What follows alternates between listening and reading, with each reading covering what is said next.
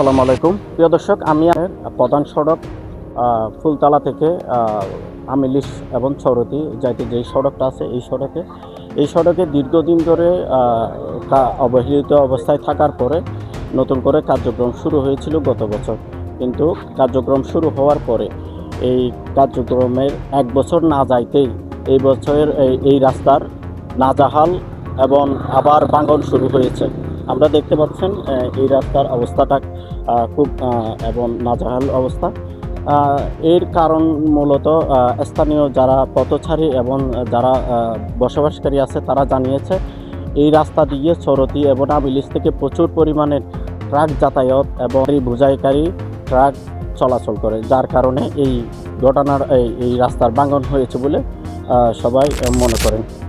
আমি এখন একজন পথচারীর সাথে কথা বলবো। এই রাস্তাটা ভাঙার মূল কারণটা কি একটু যদি বলেন।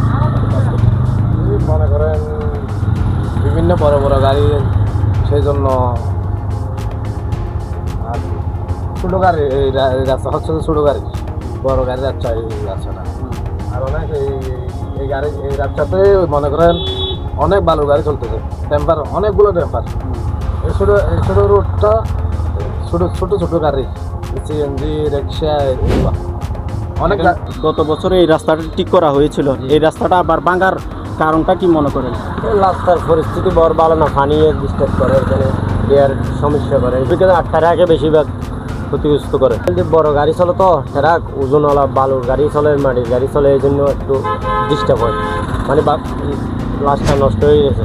ধন্যবাদ আপনাকে। এ বিষয়ে স্থানীয় উপজেলা প্রশাসন, এলজিআরডি সহ সংশ্লিষ্ট শাখা যথাযথ পদক্ষেপ গ্রহণ করবে বলে প্রত্যাশা করেন এলাকাবাসী।